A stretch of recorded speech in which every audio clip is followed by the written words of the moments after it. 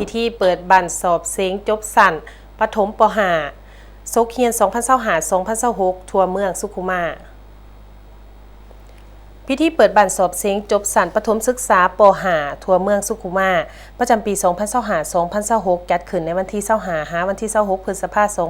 2026นี้อยู่ที่ศูนย์สอบเสียงประถมสมบูรณ์บ้านไม้วังหมักแซวตาแสงสุขุมาเมืองสุขุมาแขวงแก่นประสักโดยภายใต้การเป็นประธานของฐานพรพิรุณนรสินประธานคณะกรรมการปกครองเมืองฐานนางจุมมารีอ่อนไซเวียงหัวหน้าของการศึกษาธิการและกีฬาเมืองมีผู้อำนวยการโรงเรียนปฐมสมบูรณ์บ้านไม้วังหมักแซวคณะรับผิดชอบสีนำศูนย์สอบเสียงพร้อมด้วยพนักงานครูอาจารย์และน้องนักเรียนเขาห่วม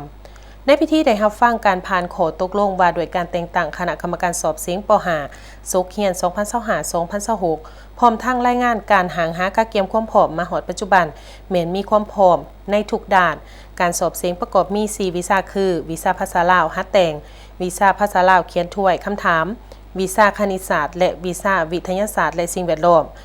ในทั่วเมืองสุขุมามีโรงเรียนประถมทั้งหมด47แห่งนักเรียนสอบเสียงทั้งหมด922คนหญิง